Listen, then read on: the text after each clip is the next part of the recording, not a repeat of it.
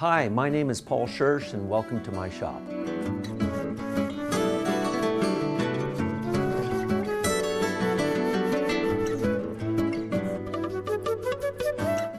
Hi, my name is Paul Schursch and welcome to my shop. This class is called Veneering 101 and is part of a series of hand skill online learning programs. This one is designed for woodworkers who want to incorporate decorative veneering into their projects. We're going to be making a small book match panel which should give you the fundamental skills needed to create veneered panels, both big and small. This four-way book match panel with borders could be used for a jewelry box lid that we made during the first class of the series, or modified into a cabinet door or even a small tabletop. If you've purchased the optional Veneering 101 kit, it contains 4 sheets of walnut, book matched, a sheet of maple, walnut, and cherry, some canvas, an MDF platen, plastic bag, and gum tape. The rest of the supplies should be readily available at any lumber or hardware store. In addition to the supplies which I've previously mentioned, you'll need some other tools to be able to make this project happen. You'll need some straight edge razor blades or a scalpel. The razor blades are easy and they're disposable, and you'll need maybe 3 or 4 of them for this project. You also need a cutting mat to be able to cut on. It preserves the razor blade and keeps them sharp. This is a self-healing cutting mat. With the razor blade, you'll need to prepare a 3/8 inch thick piece of plywood or hardwood which has been backed with sandpaper on one side. This you can do with spray adhesive and sheet sandpaper glued onto the back. Also, I have a jointing or a scuff sanding block which has sandpaper which is glued onto just 2 sides and trimmed to the edge. This is to joint veneer and also to scuff sand where it is needed. I also have a filetti maker, and this is something that I'll describe further when we get to that point. Blue tape. This is 3M 2090 long mask blue tape and is ideal for temporarily fastening veneer together. A sponge cup, 2 cauls. These are clamping cauls which are made out of MDF. I could use MDF and plywood or plywood if it's very flat. This will be enough to be able to press up my veneer with the 6 clamps and provide adequate pressure. I also, if your shop is cold, you'll need a heating blanket so you can keep the curing of this glue at around 80 to 85 degrees. There are over 125 species that I have readily available to me. There are many places where you can buy them here in the United States, and they can range from exotics, burl, crotch mahogany, walnut, satinwood, and there are just so many different species which are really show the beautiful grain of wood. Here I've done a sample board which has a variety of different grains here so I can get my contrast and I can see some of the differences in the different grain patterns and how they finish. For us, we are going to be designing a decorative veneer panel which is comprised of 4 sheets of veneer which are opened up like a book, 4-way book match, with a border made out of cherry and a separation or a small filetti that will be made out of this very light maple. This panel I'm designing that would fit into a jewelry box first needs a drawing. Now, in order to do the book match, 4-way book match is veneer which has been put together like a book, again like a book here. And you can sort of see this beautiful repeating pattern. There are some defects in this veneer that I'm going to cut around or I'm going to remove. But first I need to do a basic drawing to find out what sizes I need of what. So, taking the panel itself and bisecting it, I'm making a middle line here, 8.5, that's 14, 4 and a quarter. So I can draw some basic lines of where I want my book match to be. So with this book match, if I had 4 sheets that open up this way, I also would like to put a border on either side and maybe that small filetti separating strip between the background and the border. And I think that 1.5 inches would be just about the right amount here on either side. Again, this is just a rough drawing. And the filetti strip, maybe 1/8 of an inch on either side of that.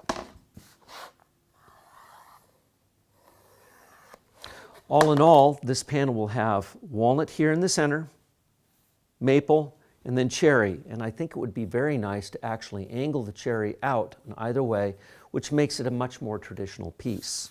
Veneer comes from a variety of sources. You can buy them online, you can get them through eBay, but what I do find occasionally is veneers that have not been stored properly, maybe up in an attic, or have been simply sitting around unprotected for a long period of time can get warped, they can get stiff and brittle with age.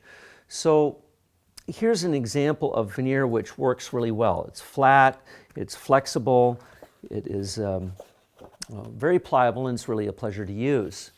From the same tree, or this is actually from the same leaf, I flattened this one, and this one is how I got this veneer in the mail. Now you can kind of see it's buckled, and every time I'm trying to push it down it takes a lot of force and it cracks and it's going to check. So I need to soften this veneer. The process of softening it will be making it pliable with a combination of substances. Glycerin makes the veneer pliable, and alcohol allows it to penetrate, and there will be a glue size in that solution which will allow it to set in its new flat position. This product is already pre-mixed, and what I'm going to do is lightly mist these with this pump spray. Okay, at this point the veneer is soft, it's getting pliable. Not quite there yet, but it's getting quite close. And now I need to stack it under some weight. So I have platens, and these are our core platens that we made, the 2 sheets of 3/4 MDF for plywood. And I'm going to stack the veneer on here to get it flat to begin with.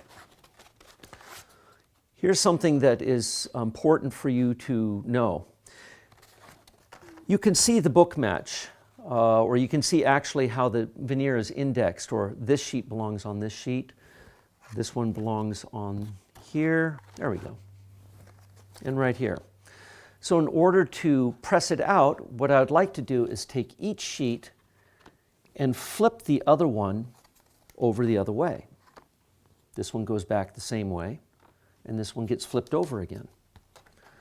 The reason for this is that you'll have the bumps pressing against bumps and the valleys pressing against valleys, and that will assist in the flattening of this veneer. While it is hydrating, or while it's getting soft, I'm going to put this other platen on top of it and gently let it rest, either with weight, or I can put clamps on it to get it to start flattening. After about 20 minutes, 30 minutes, I'll unclamp all the veneer, and I'm going to put sheets of paper in between. The sheets of paper will then dry out the excess moisture which may be in this veneer, and it will render it flat and pliable, ready for use. 20 minutes have gone by.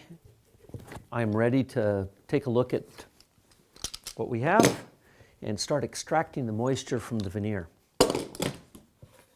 You can see that it is soaking in to the platen. I want to put a sheet of paper between each one. This will allow me to extract the moisture gently while keeping it under some pressure. It's been a couple of hours. I've done a couple of paper changes, and now we get to see how the veneer turned out. Okay, as I can see, the paper is slightly wrinkled. That means the moisture has been extracted. And now look at how nice that is. Perfect. These would be ready to use. It's time to start looking at our veneer and see what we can yield out of this for a book match.